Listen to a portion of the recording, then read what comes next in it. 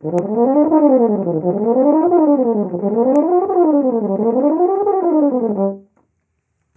was a scale exercise from the Arbin book. It's in E-flat concert or in F in treble clef. Did it sound easy or hard to you?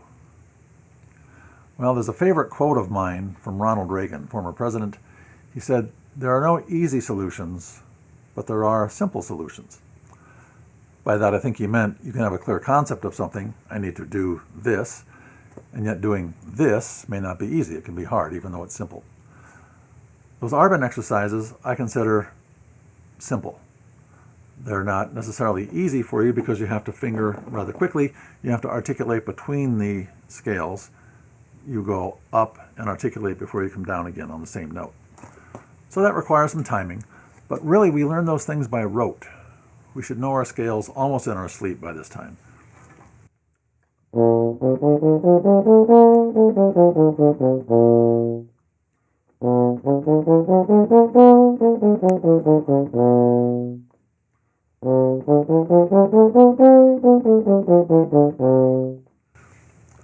I was lucky that in my grade school days, the band directors forced us, wasn't very willing, but it was a good thing to do, forced us to learn our scales. We had to learn them through 4 sharps and 4 flats. Then at some point later in high school, I learned scales beyond those keys as well. So in that context, this exercise is very simple. Scale goes up, repeats the top note, comes down. Same scale, starting on the 2nd degree of the scale, goes up an octave, down.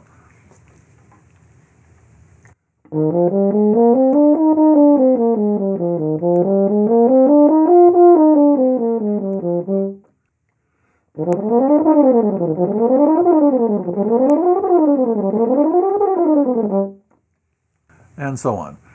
It's very simple, not necessarily easy, because it does take some work to learn your scales in the first place.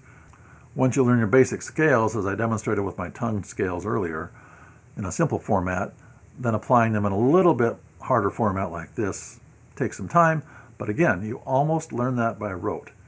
Once you have this down, you can play it pretty easily without having practiced it the day before, for example. If you really learn these scales, and this particular exercise, you've done it, let's say, really learned it well, come back to it 6 months later, it'll probably be there mostly.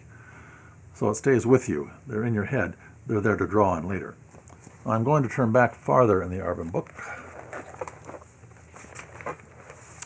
I practiced a lot out of my Arbin book when I was in high school. However, I'm ashamed to admit that I skipped over the section in the middle, the 150 classic and popular melodies, which is the section called the art of phrasing. The very first one, number 1, is Robin Adair.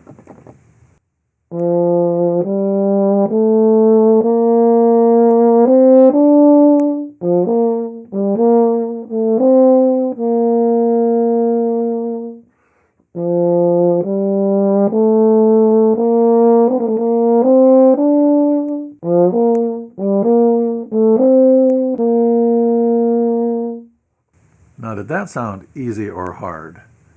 If you're an advanced player, you probably know that that's actually kind of hard, but it is very simple. In the first 2 measures, we have all quarter notes except for that one little 8th note that sneaks in the middle. The 3rd measure sounds a little harder, perhaps, because we have that inverted rhythm. We have the rhythm we normally think in marches and other pieces as ta-ta, ta-ta, ta-ta, like that, backwards, ta-ta, ta-ta, ta-ta, ta-ta.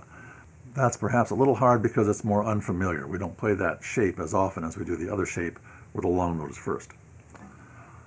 However, it is still fairly simple in structure. I think most decent high school players could sight read this and do pretty well. However, for me, in this piece, I need to think on every single note. I need to think about the shape of the note, the shape of the measure or the phrase, the connection between the notes, much more than playing that scale exercise. I'll show you what I mean more specifically now in this piece. The first 2 measures, he actually laid it out fairly clearly. It says dolce underneath, which gives a hint of how to play them, sweetly. There's a crescendo in the first measure, a decrescendo in the second, which gives you the basic shape of the phrase. He has a breath mark after the 2nd measure. While I do observe the need for a break there, I don't take a breath. That breaks it too much in my eyes.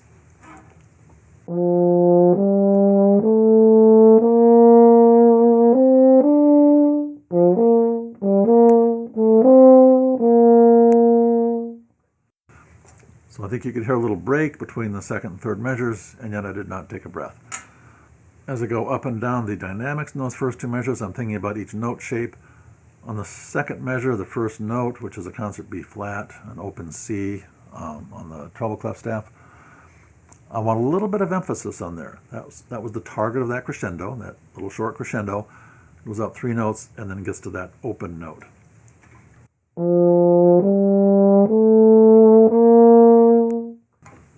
I want to make sure the phrase leads up there. Then it relaxes toward the end of the phrase. Then the third measure, we have that awkward rhythm.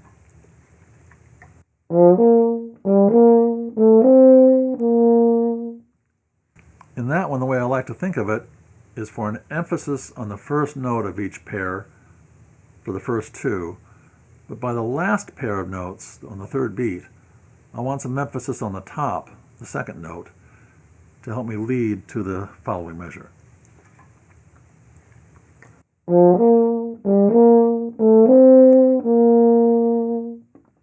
Not necessary, perhaps. You could do it without.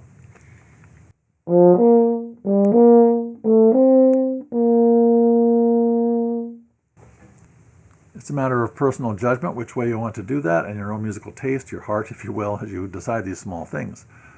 One thing I never change my mind about as I play this is that I don't want the phrases too broken between each beat, so I don't want this sound.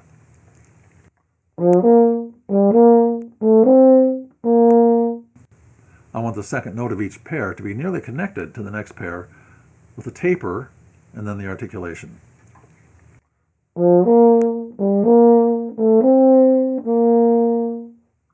So I'm not really stopping the note except to form the articulation for the next beat.